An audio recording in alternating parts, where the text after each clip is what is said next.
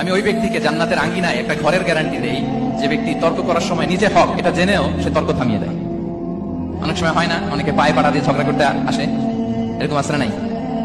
আপনি চুপচাপ দেখবেন একটা বাজে কমেন্টস করতেছে, আবার কমেন্টের নিচে কমেন্ট, আবার গালি, হ্যাঁ আছে না এরকম? বিষ্ণু বলেন নিজে হক এটা জানার পরেও আর যাতে তর্ক না বাড়ে, যে তর্ক থামিয়ে দেয় জান্নাতের আঙ্গিনায় তাকে আমি একটা ঘরের গ্যারান্টি দেই।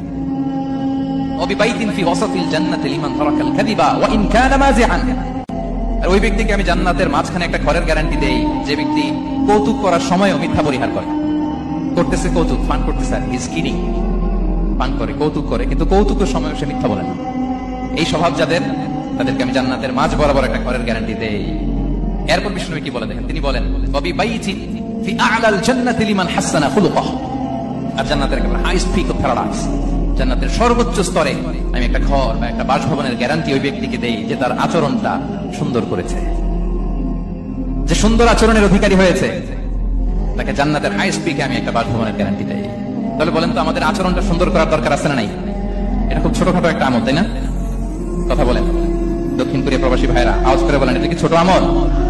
দেখলে সালাম দিব, সুন্দরভাবে কথা বলবো, ভালো উইশ করব, হ্যাঁ, হিংসা জিঘাংসা অহংকার থেকে মুক্ত থাকবো, খিটখিটে মেজাজের হব না, অলওয়েজ স্মাইলিং ফেস থাকবে আমার, হৃদ্যতাপূর্ণ আচরণ। এই কাজটা কি ছোট আমল? আওয়াজ করে বলেন এই আমলটা কি ছোট না বড়?